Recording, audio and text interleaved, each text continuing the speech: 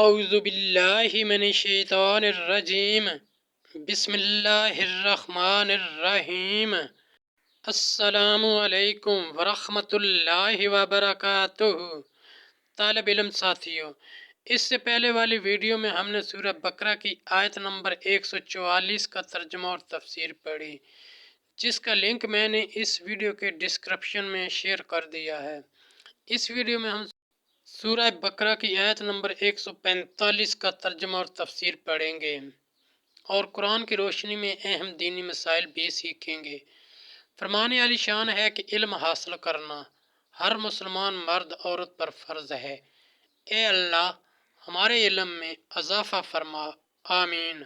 سورہ بقرہ آیت نمبر 145۔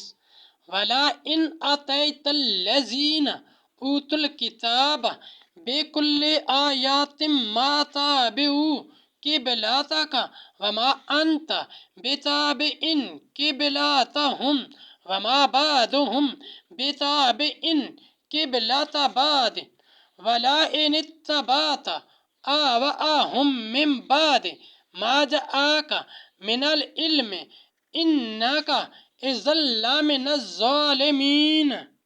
ترجمہ: اور اگر تم ان کتابوں کے پاس ہر نشانی لے کر آؤ، وہ تمہارے قبلہ کی پیروی نہ کریں گے اور نہ تم ان کے قبلہ کی پیروی کرو، اور وہ آپس میں بھی ایک دوسرے کے قبلہ کے تابع نہیں۔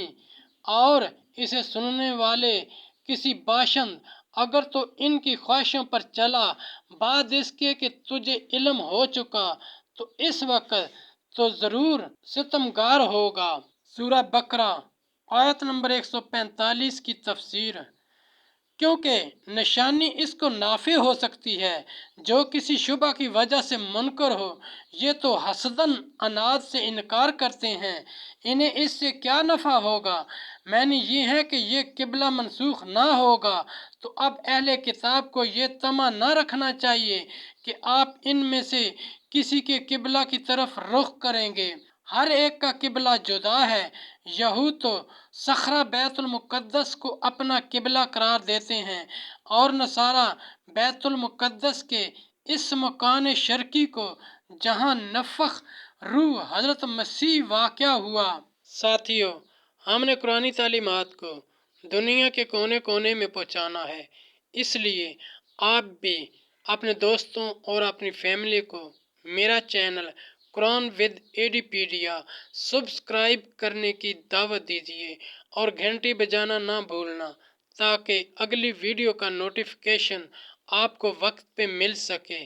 اللہ کریم ہم سب کی نیک اور جائز حاجات پوری فرمائے، آمین یا رب العالمین۔